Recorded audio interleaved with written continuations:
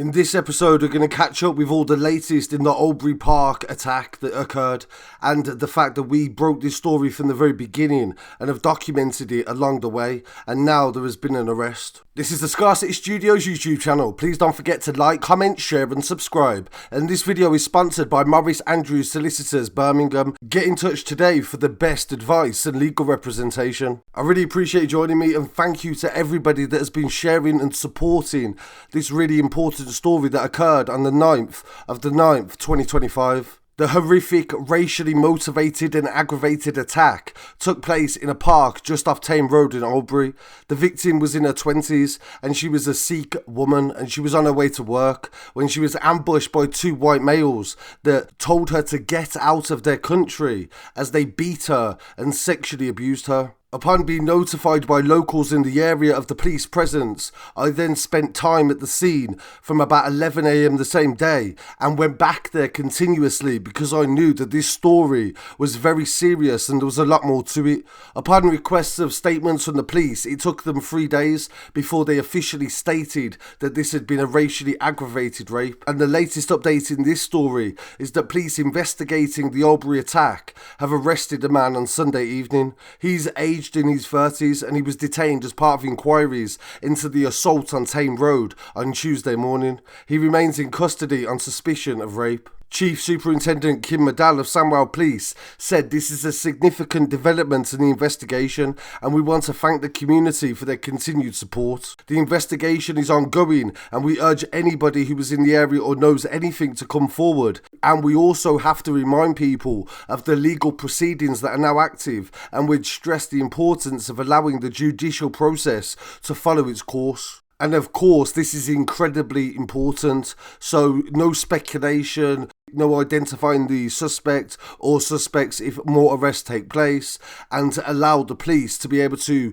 get the best case possible to get a conviction and justice. I also want to thank everybody at the Smethwick Gurdwara as well. We attended the meeting the other day and we wanted to support, and we also got an interview with people that were attending, and big up to all of the different people that were supporting and trying to make this case get resolved, including Sikh Youth UK, Sikh Updates UK and also the Sikh Federation. The purpose of the gathering, the meeting today was at the Gurdwara in Smethwick, and what you could clarify on the details of it and the terrible incidents that recently occurred.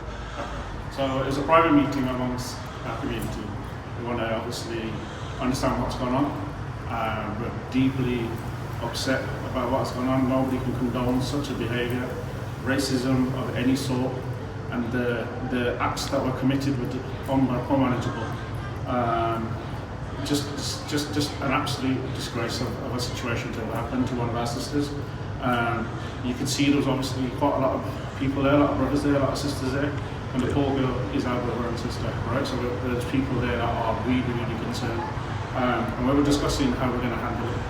The police need to step up and obviously keep doing what they're doing. We're hearing that they are doing some good stuff, and all we're asking is that you keep the pressure on, and the community needs to keep putting the pressure on the police to deliver what they need to deliver. Some people work well under pressure.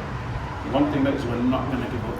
So we will be looking for it ourselves as well. We will be doing our own things behind the scenes, but we won't be giving up. So justice needs to be done for what's happened, and all we ask is that the police do their best, their utmost best to do it first. Because there's brothers and sisters out there that ain't going to forgive.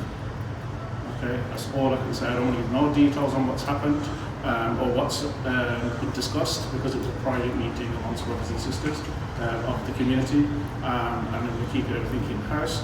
But all that matters is that this behaviour is not acceptable. It's deeply disgusting, and we will do everything we can within our powers to do what we need to do. This message just came from Sikh Youth UK, and it's an official message from the victim, who has said that she wanted to sincerely thank everybody for supporting her and her family during this very difficult time that they are going through. But the strength and kindness shown by the right people in the community has been incredible. I can't thank them enough for being my voice. I would never wish this on anyone, and all I was doing was going about my day to work, and this has happened, and it has deeply affected us. Through it all, my family has been my rock. shock, and my community has stood strong behind me. The people are doing their best to find those responsible, and I truly hope they are caught so this doesn't happen to anybody else. There has been so much love and support, and I am truly humbled. I want to personally thank my family, the Sikh Youth UK, who have been so supportive, the local Gurdwara committees and the Sikh organisations, and everyone in my community who has stood by me. I cannot thank you enough for helping me get through this difficult time. And I really want to thank everybody that has also paid respects in the comments and shown signs of support to the victim. And yesterday there was a march that occurred in Oldbury where the locals gathered outside the scene where this occurred, and everybody had discussed and spoke out about how they wish this to be resolved as quickly as possible to avoid any further tensions in the local community.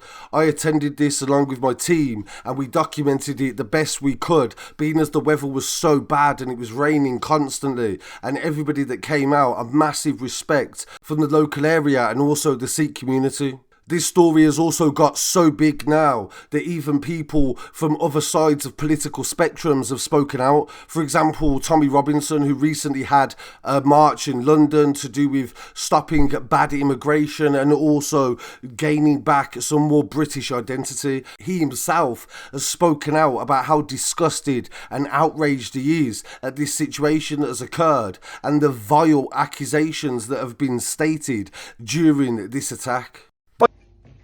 We all get angry about attacks that are aimed at our daughters.